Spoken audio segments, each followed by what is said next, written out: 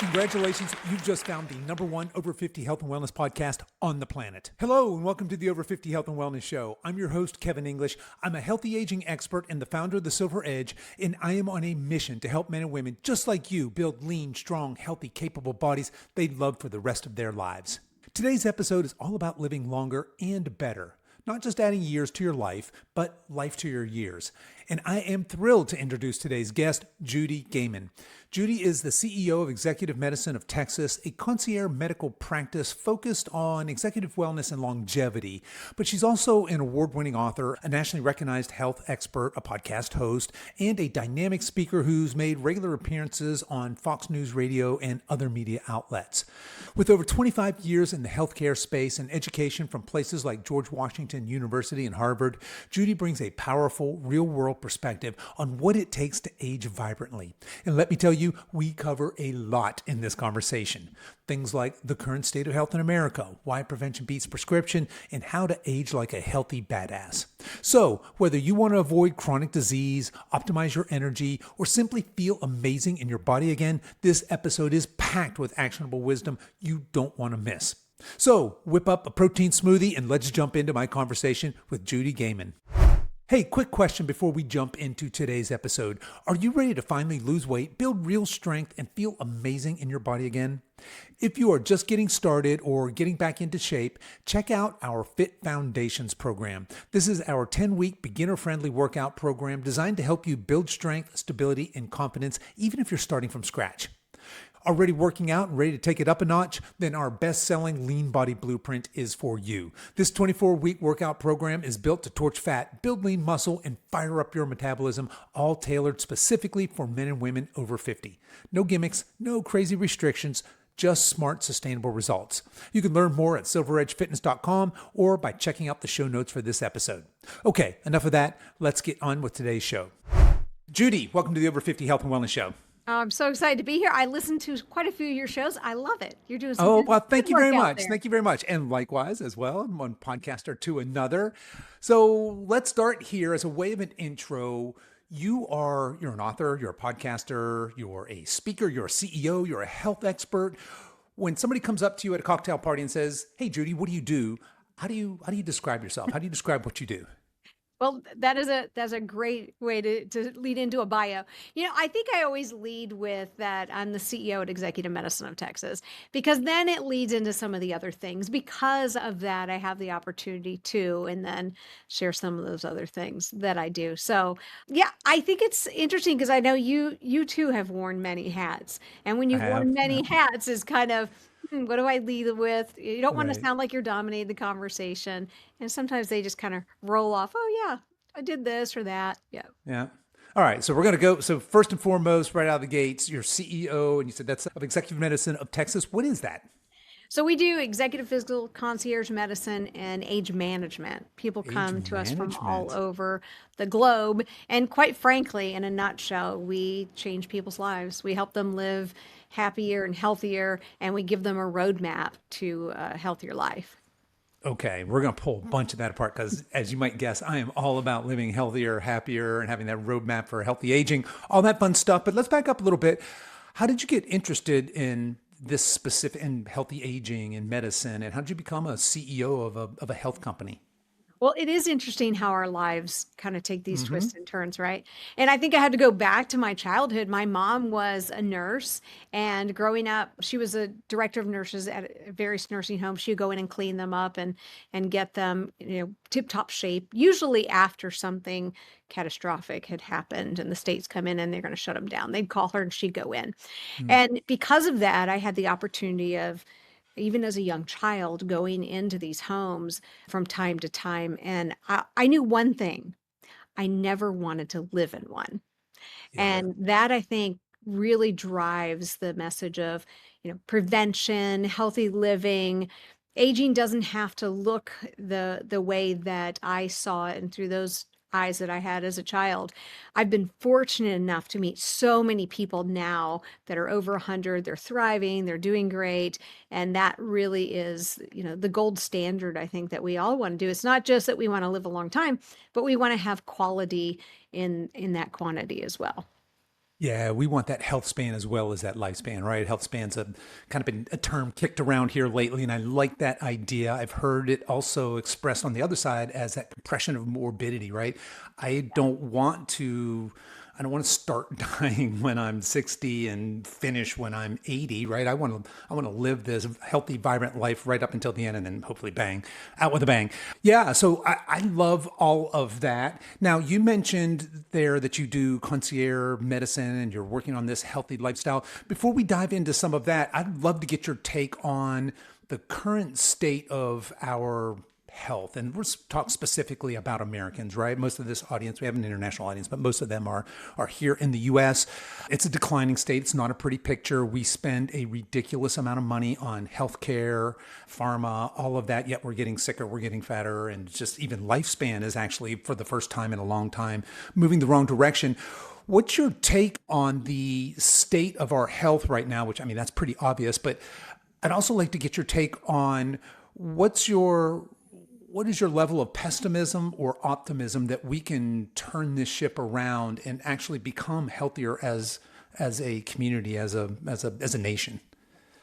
Well, I agree with you that we're in a trajectory that we've got to turn the ship. We have to. We're going the wrong direction. I remember when I first got into the medical field and realizing that we didn't see type 2 diabetes in kids. It just wasn't a thing.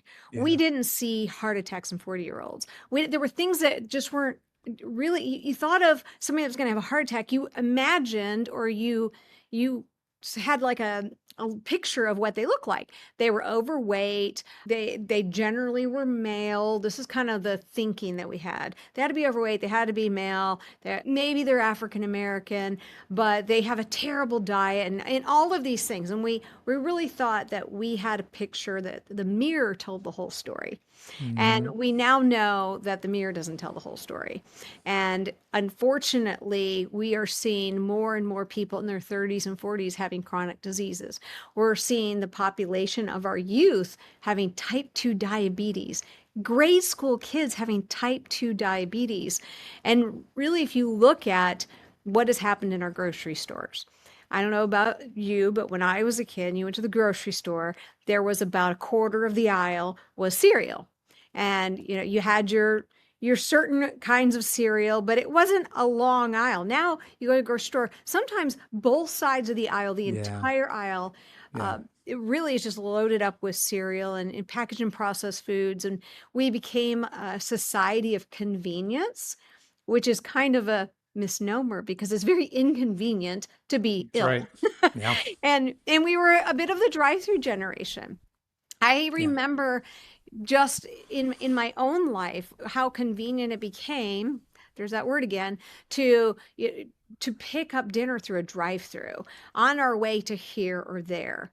And it's, although some people say, well, this is a socioeconomic issue, I beg to differ on some levels because when we get into kids that are being driven from one soccer practice to the baseball practice to the cheerleading, and you're eating in the car and you're Yeah. eating unhealthy foods, that that's just part of the problem in and of itself. I mean, we have an overarching issue about our food.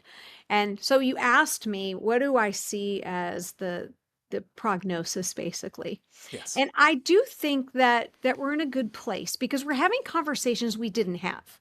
If you looked back in the last, I don't know, 10 years, if you look back basically from the 90s, we weren't having these conversations. And we really were, what we were talking about were labels. And this is when it got really crazy with labels. A lot of the manufacturers had learned that linguistics, and we can Sure. talk a whole bunch about linguistics and how they are messing with our minds in so many different ways. But the linguistics of let's put light, let's put contains real fruit, let's put, but we didn't know what that meant.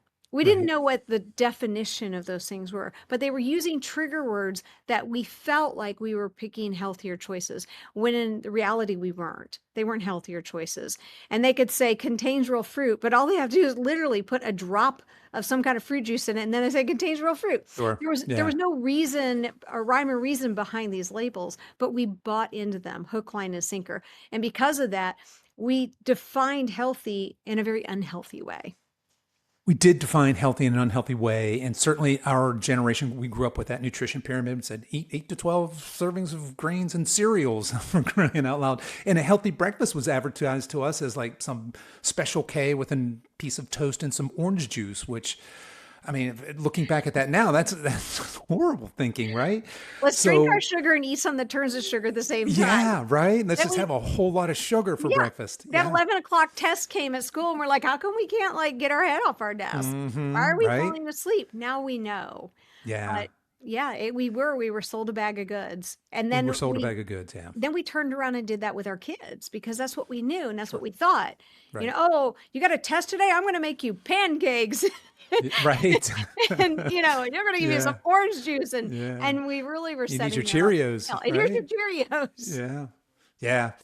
You know, there's been so much made of the food, especially now. We just kind of have this political and cultural movement, and it seems like there's this grassroots movement. For the first time in a long time, we're having this public, not just in nerd circles like mine, right, and yours, but amongst people who are legitimately interested in healthy aging, right? If you tune into a podcast called the Over 50 Health and Wellness Show, you probably have some awareness around that, maybe some sophistication. You have some desire to learn, but clearly with the state of our health, that's not the majority of people, but it does seem like the public discourse, at least regardless of what your political affiliations are, it does seem like we're having these deeper, more meaningful conversations about what health means from a policy standpoint, from a culture standpoint.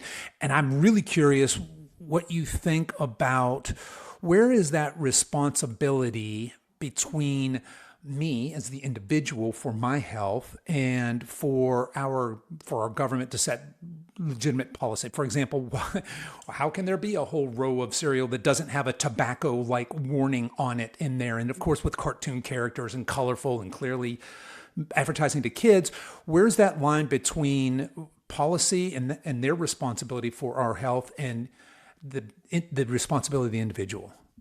Well, here's where things get a little complicated. And I say complicated because generally I'm like, kick the government out of our lives. We don't want the governments in our lives. We don't want them regulating things. As a healthcare provider in the middle, as a healthcare provider in the middle of a pandemic that we watched the government botch it up left, right, and center. The doctors weren't the ones in charge of the vaccines. They were just botching things. It was just crazy what was happening. And we can look at Medicare even as an example and how they've handled Medicare. And, you know, they came out and started saying, oh, it's going to be Medicare for all. Well, suddenly nobody needs a mammogram and suddenly nobody needs a PSA test and all these things that we know are saving lives. They're saying, oh, you don't really need that because they think they're going to pay for it. Now, I have a unique situation because I'm married to a physician who was in Canada before he came here. And so his perspective is he's been on the other side of that. He even was in charge of the healthcare in Manitoba. So he served almost in a political sense. He was negotiating with the government for how the doctors were going to be reimbursed. So he saw the backside of how nasty that can get. And then coming to the United States and having that relationship with the doctor patient that is real and nobody's dictating what you can and can't say. Or now we do have that when we have our health insurance. I mean, we know this, right? I mean, sometimes there's a physiatrist on the other end of the line deciding whether you can have an MRI or a CT. Yeah. It doesn't even have a clue about the diagnosis of the doctor trying to rule out because it's not their wheelhouse. So we do see this bureaucracy on multiple levels. Now, back to the fact that I said the government needs to stay out of our healthcare. I am probably going to shock your listeners when I'm going to say this, but I do think that the best thing that could have happened is RFK getting involved. And why do I feel that? Is it because I agree with everything RFK does or says? Absolutely not. What I do know is that it has opened up the conversation. Yeah. And we had to have the conversation. We weren't having the conversation. And people were relying on apps, social media, whatever the government's putting out there. all these mixed messages, the marketing that has the dollars that are put into labels on food. I mean, you mentioned it. You mentioned about the colorful things and Hmm. just back to the words that they use and the toys they throw in the box. You know, this constant enticing that happens with our kids, but even our adults. And Yeah.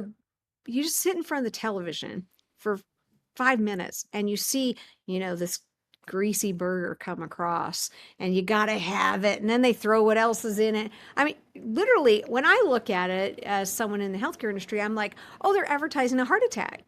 Sure. Let's go have a heart attack.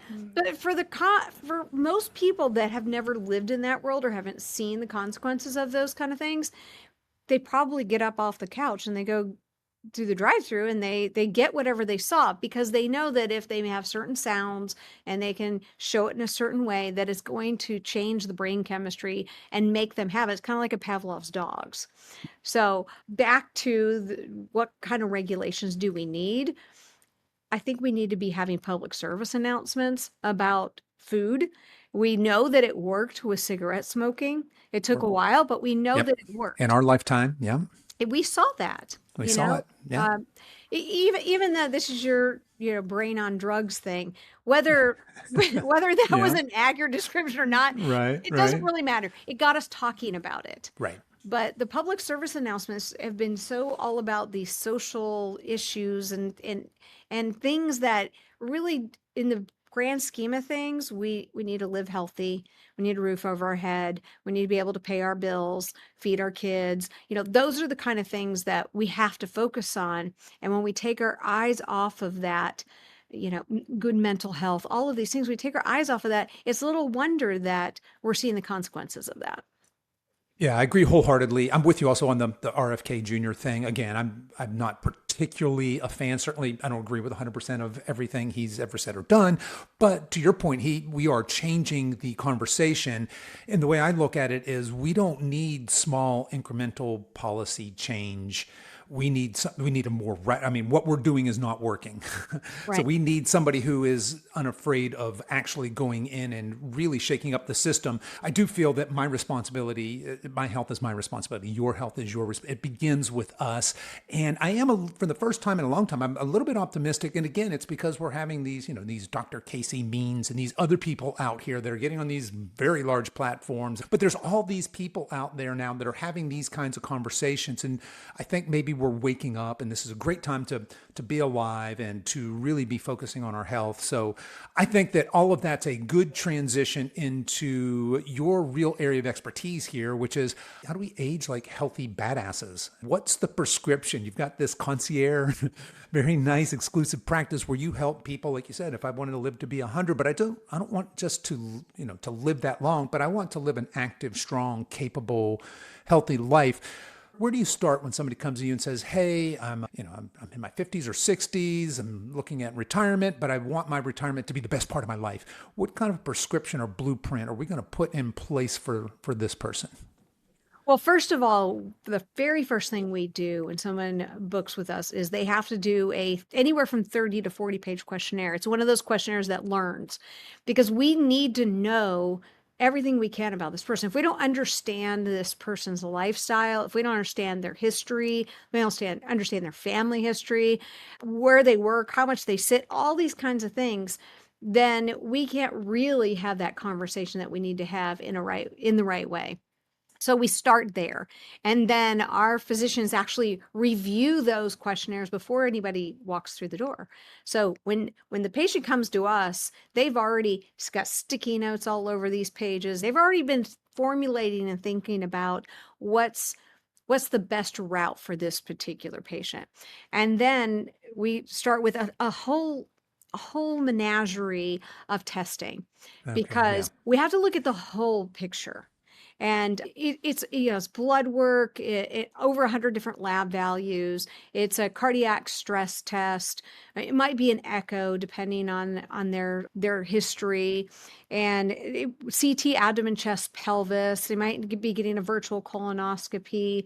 We do mental health screening. We do cognitive assessments, fitness assessments, posture assessments. I mean, they're here for a half day, and they're the entire time moving through the system of the different diagnostics. But this is another thing that I think is really important, because you'll hear people say, oh, you can have basically your physical in a test tube, or, we can send this to you or that to you. There is still something that is dire important for a physician to actually put eyes on, hands on a patient. Micronutrient testing is another big one that we do. Let's look inside the cell.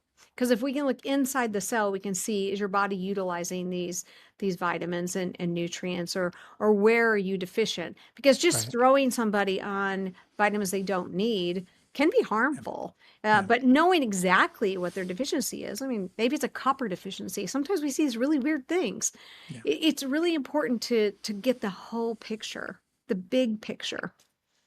Okay, so there's that sounds like the most comprehensive assessment I've ever heard of. So obviously you guys are catering to a clientele that is very, very interested in optimizing their health. But I love that holistic picture, that 360 picture of health. Because when we think about health, oftentimes, especially on this podcast, we're talking about, do you have muscle in your body? Are you nutritionally healthy? We talk about body composition, but you're talking about mental health, emotional health. You're talking about obviously cellular and biological health, this across all of these different dimensions. So you're getting this very comprehensive look. Now, are you guys also doing genetic and epigenetic type testing? I know that's also a thing these days. Yeah, we certainly are. And we often, at a patient's request, will do a telomere test. So we can actually look testing, at, what is their age, not just their chronological age, but what is their age on the inside? Right, and it can be a huge age. it could be a huge motivator. It can be, and it also can be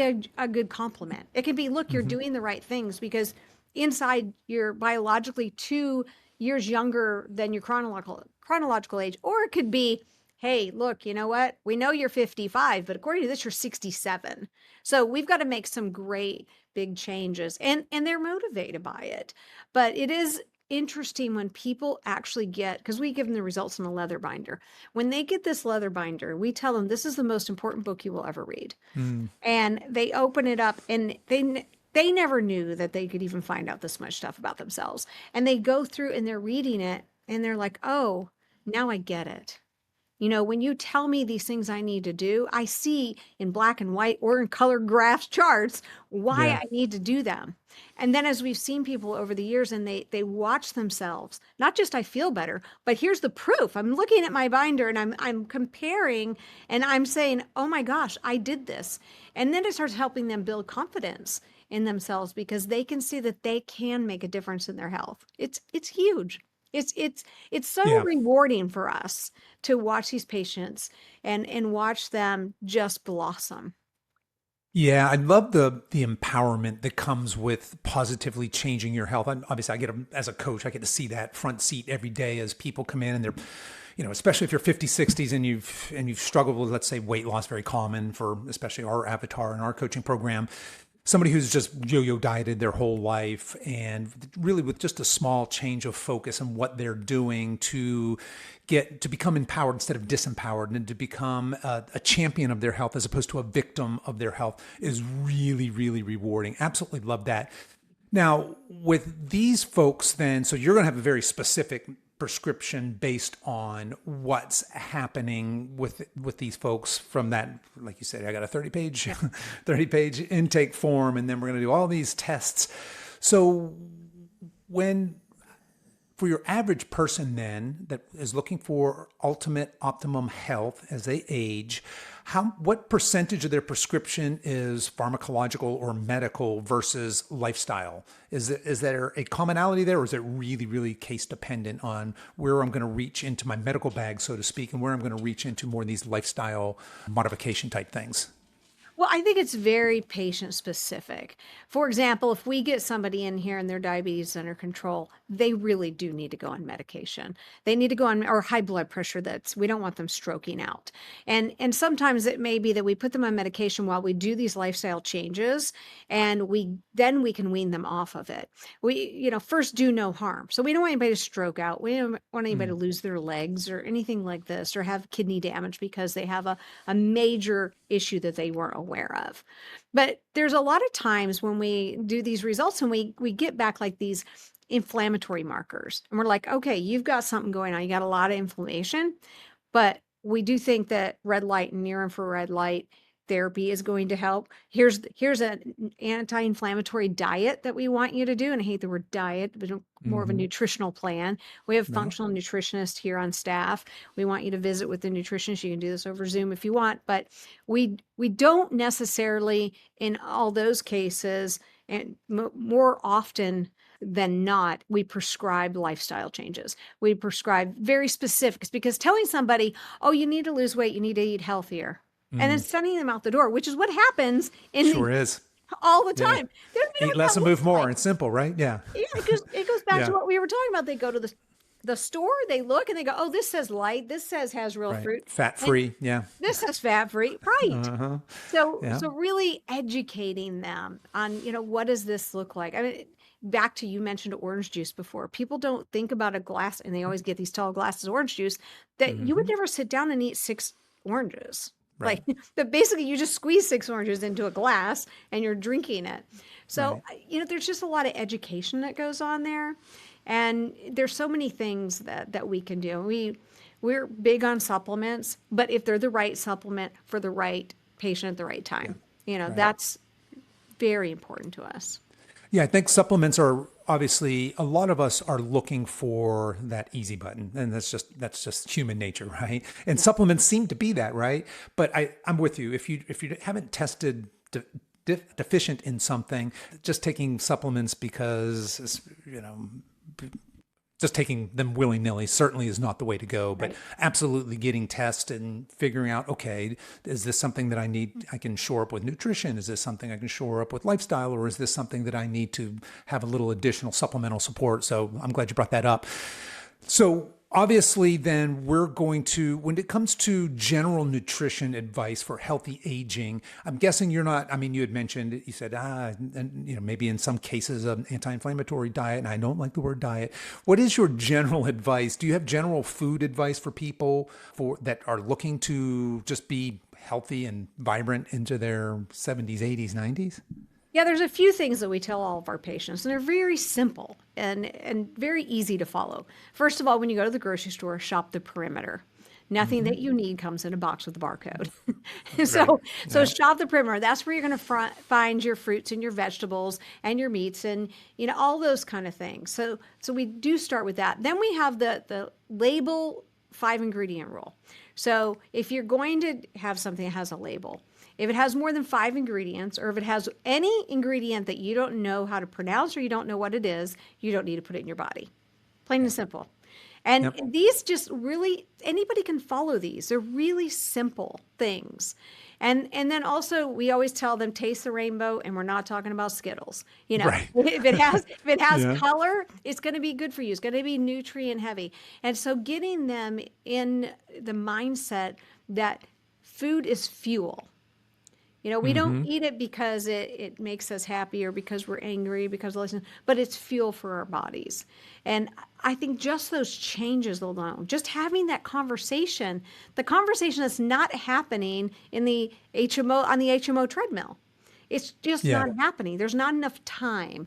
The doctor has 5 to 10 minutes with the patient, and they've got 5 more in the next room over, and they're thinking, what Band-Aid can I put on this quickly, and I'll see you again in 6 weeks, or 3 months, or what have you. But we're looking at it from the standpoint of, we want you to walk your daughter down the aisle. We want you to hold your grandchild.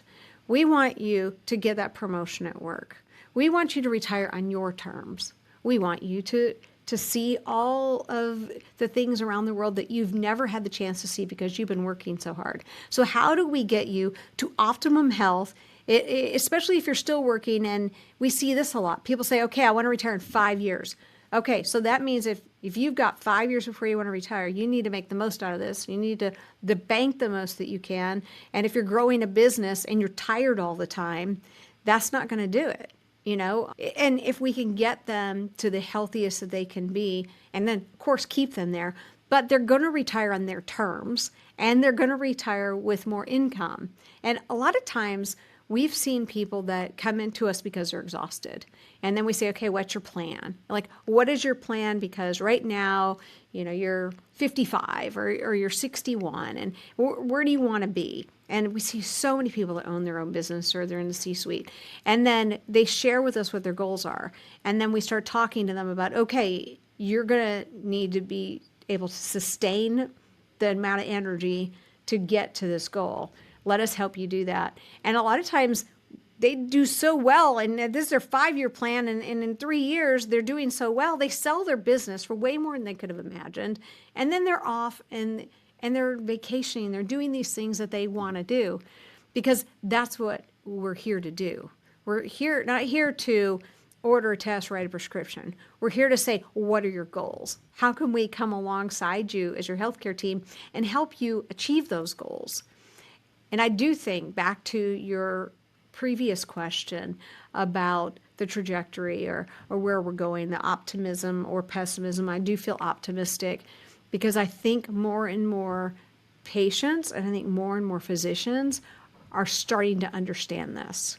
They're really moving away from, let me just, see as many people as I can, and just so I can afford to have my billing office, it has to bill the insurance, and it costs me so much per. They know all the numbers, right? Yeah. It has to make sense.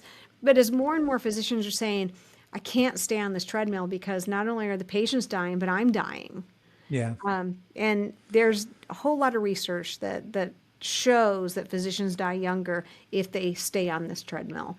And just having these physicians and these patients come into alignment and say, okay, I don't want that, you don't want that. How can we work this out?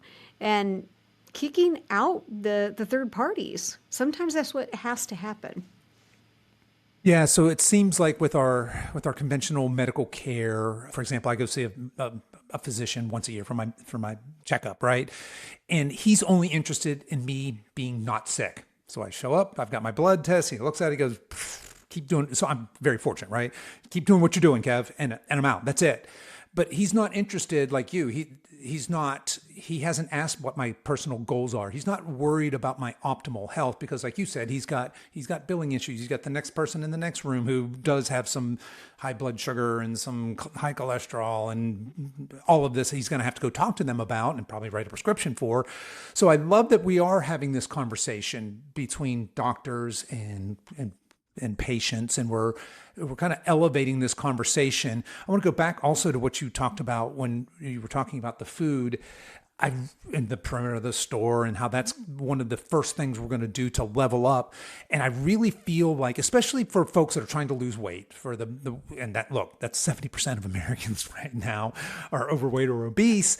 And I think that one of the big mistakes we make is just by prescribing diet, just eat less food, eat less food, eat less food. And I think we miss the forest through the trees if we focus first. I'm not saying that how much somebody eats isn't important. Of course it is. But I think what's more important is what you're talking about, is that we clean up what we eat first. And what I've found personally in my practice, now this is a very specific group of people. These are probably people who've got some metabolic issues, overweight in their 50s and 60s. But when we change what they eat, how much they eat often takes care of itself. So that can be regulated by not choosing very hyper palatable ultra processed foods and things like that. So I really like that idea of focusing on, what did you say, food as fuel, and as opposed to, what tastes good and what hedonistic pleasure am I getting in this moment by eating this donut or Danish or something like that, versus what's going to honor my body and my long-term health.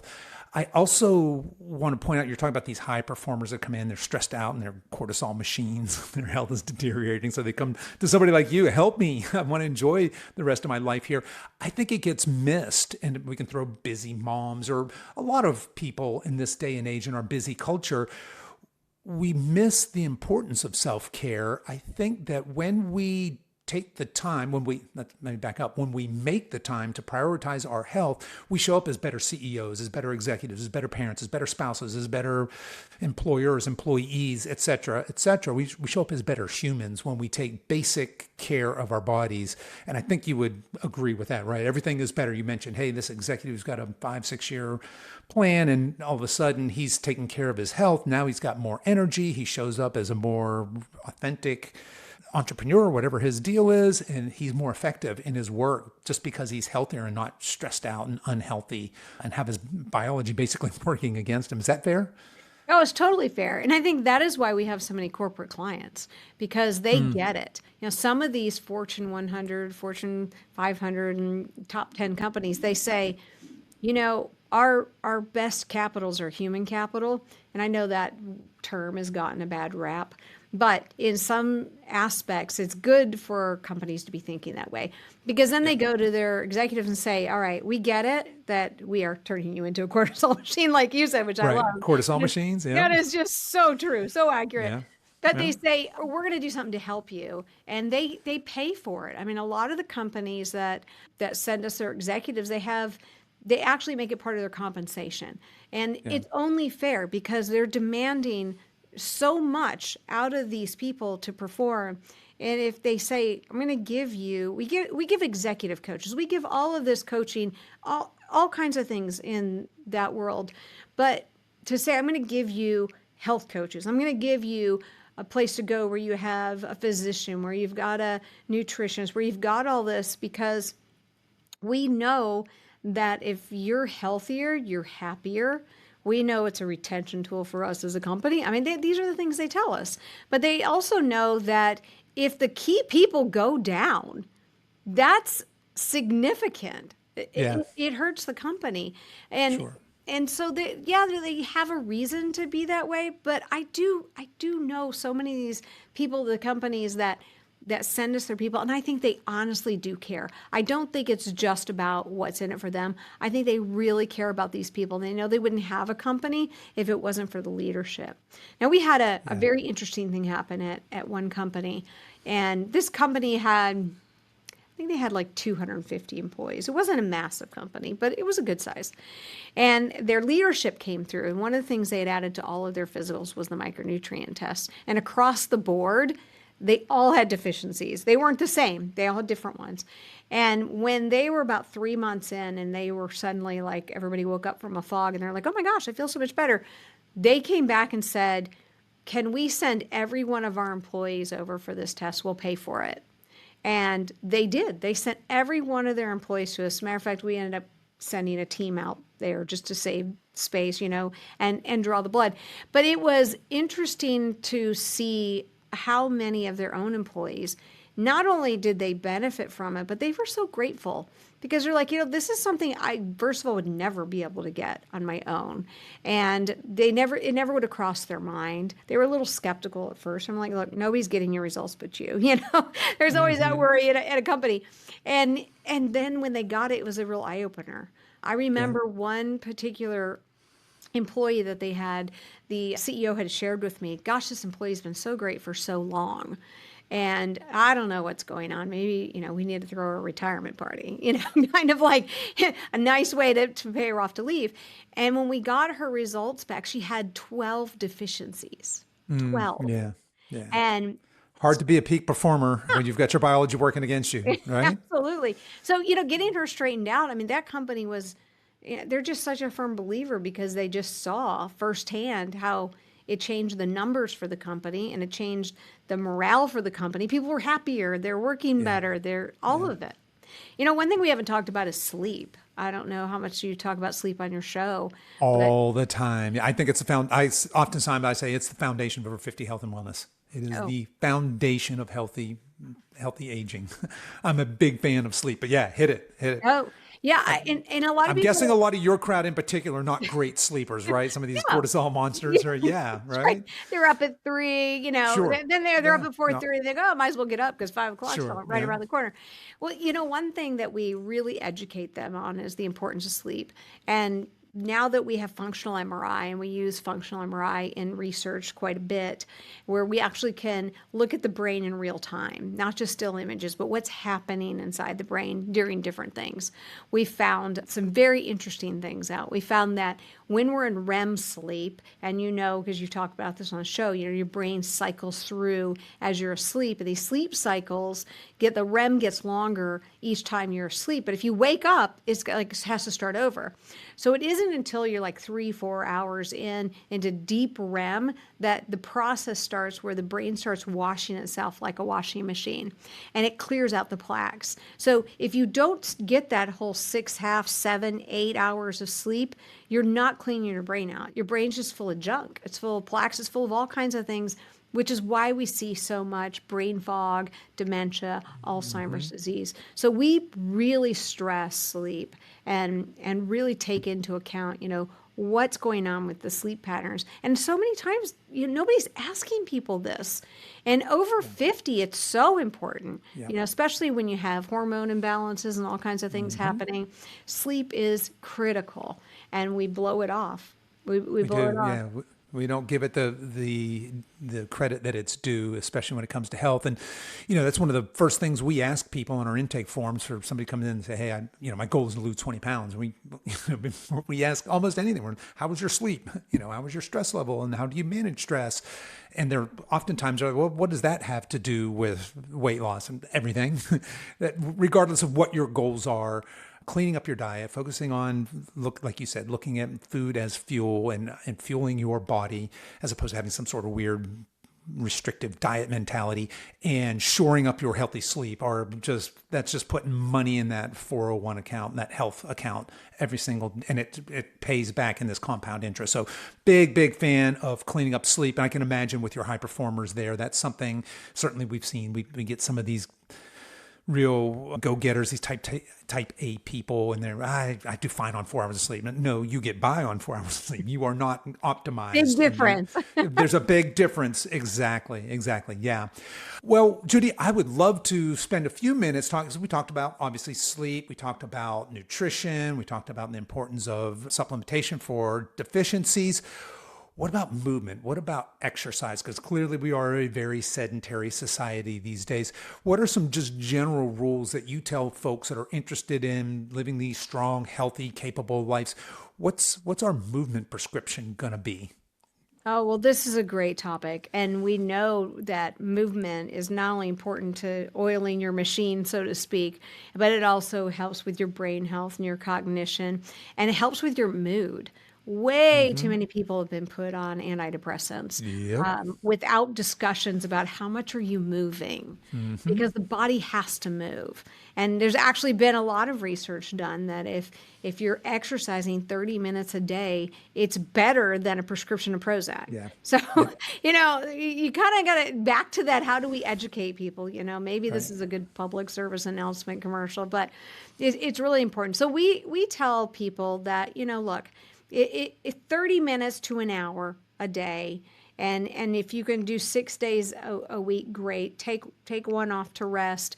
But this is really important. And you got to have 3 different things. You got to have your stretching. You have to stretch. You have to be mobile. And then you want to have cardio. So you got to get your heart rate up there. And then, as we go through the stretching and we go through the cardio, we also want to make sure that we're building muscle. Because if we lose that muscle, it's harder to gain after 50. So keeping it strong. And we know also that if we don't have strong muscles, that as we go from the 50 to the 60 to the 70 and we fall, we can't catch ourselves.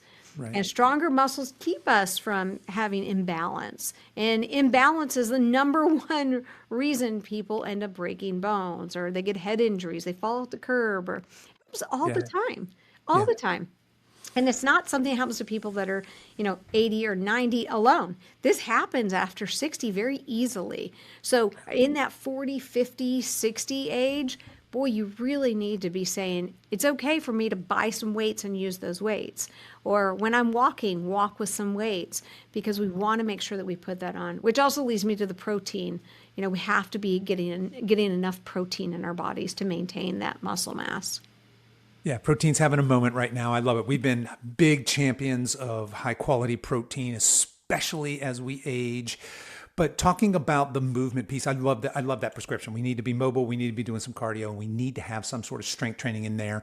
And I want to also say, obviously, falls, and if you're 50s, 60s, and you're fairly healthy, it's probably not a concern for you now. But look at our parents, right? So our generation, our parents, right? And we see that when that age demographic falls and breaks a hip, it's typically that's the end, right? It's not a good outcome.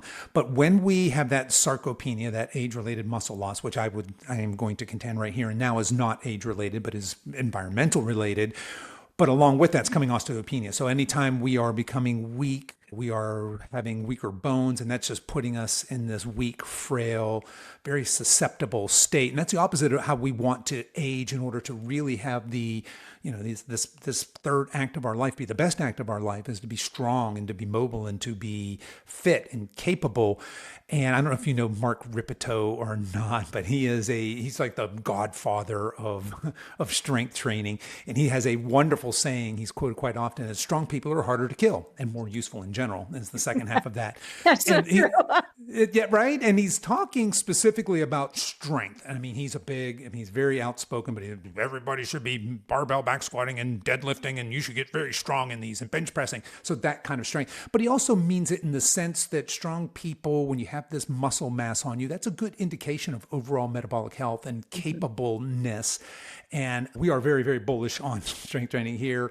Nobody comes into our programs that does not, regardless of what your goals are, that does not have some sort of age-appropriate, professionally designed, functional strength training program involved as a piece of that. But I love that we end there on having some sort of mobility practice, because clearly we want to be mobile. We have some sort of cardio. We want to have that health. That's going to be a big part of our longevity.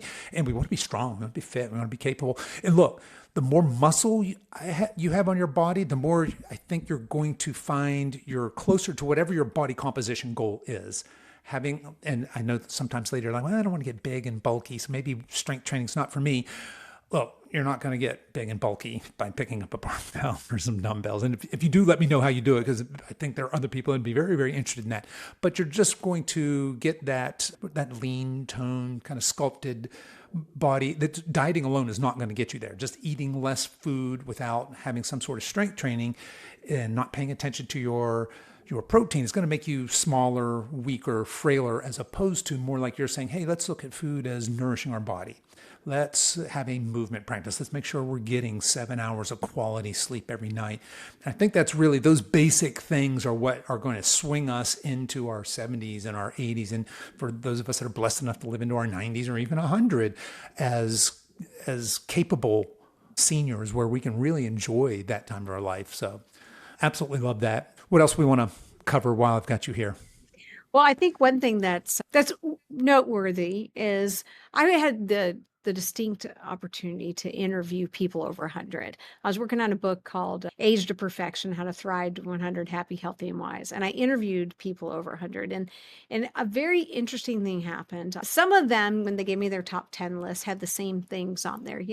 Need to stay mobile and keep moving, eat right, have social circles, which is a whole nother conversation, Yeah, very that's important. right. There were all these things. And there were a few variations.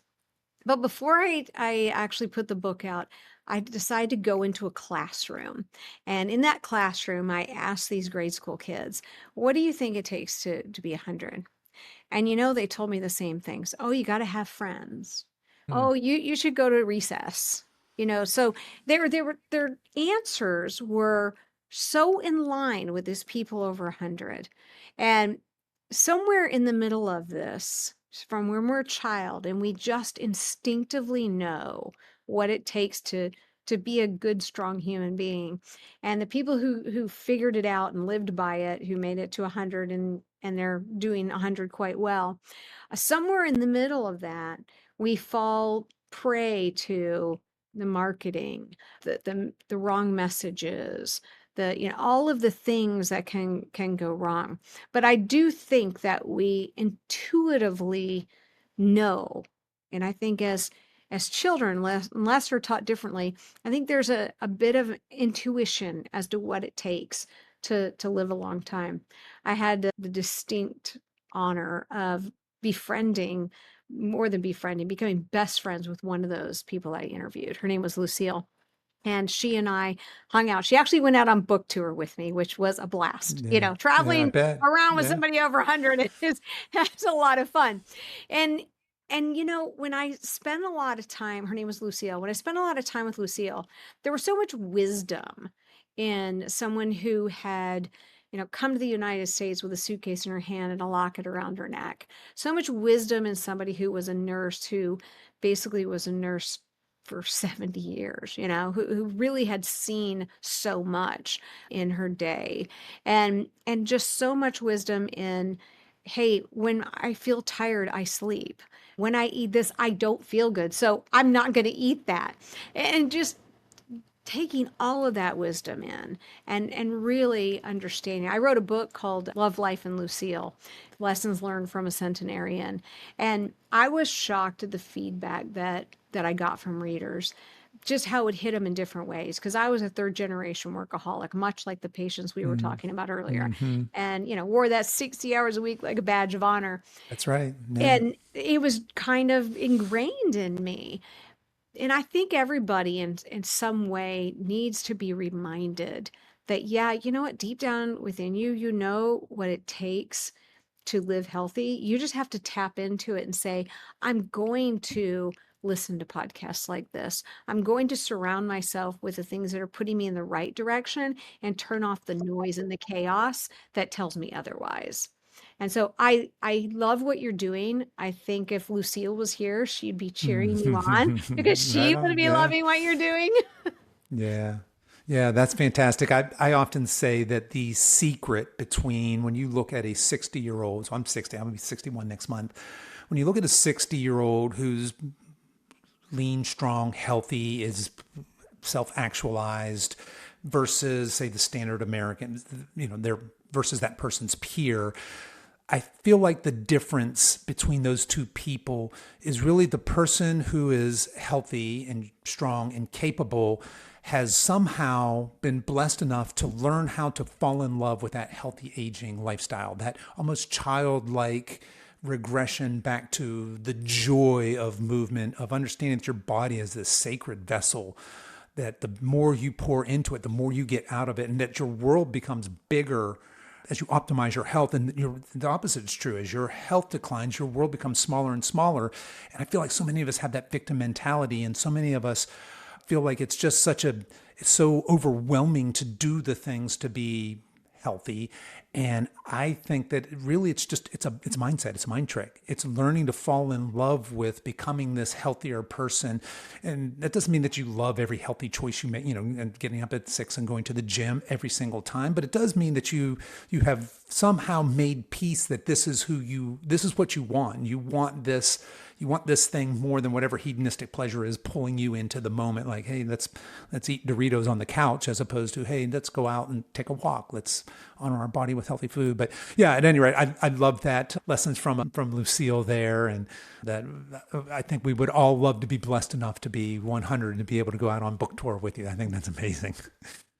All right. Well, Judy, as we are wrapping up here, where do we want to send people? If people are interested in learning more about you, they want to know how to find your book, your podcast, because again, you do a lot of different things, or maybe there's somebody listening and says, I know we have some business owners and some CEOs, some people that are in your target market for your business. Where we're going to send all these people? Yeah. So if somebody wants to learn more about executive medicine, you can go to Texas spelled out for executive medicine, emtexas.com. And if they want to learn more about me, Judy Gaman, go to judygaman.com. That's JUDYGAMAN.com. And folks, I will put all of that into the show notes. You can find that on whatever app you're listening to this on, or it'll be on the website, of course, all the show notes there on how you can get in touch with Judy. But Judy, I want to thank you so much for the work you're doing and for your passion pouring into this, but also for coming on the show and having fun with us today and having this conversation. Thank you. Love your show. It's my pleasure. Okay, that's our show for today, folks. If you enjoyed this podcast, I want to let you know that you can download our free Over 50 Strength Training Made Simple guide over at silveredgefree.com. This guide is perfect for those of you curious about starting a strength training program, but you're not sure how to get started safely and effectively. Again, you can download your free copy over at silveredgefree.com. I'll also put links to everything we talked about in the show notes, and you guys can find those over at silveredgefitness.com/331. As we wrap up our time together today, you can show your support for this show in two important ways. The first is to tell a friend about this podcast and encourage them to give it a listen. The second is for you YouTube folks to click the like and subscribe buttons, and for you podcast folks to please give this podcast a 5-star review on whatever platform you listen to podcasts on, and be sure to subscribe and follow so you don't miss future episodes. I really appreciate you spending your time with me today, and until next time, stay strong.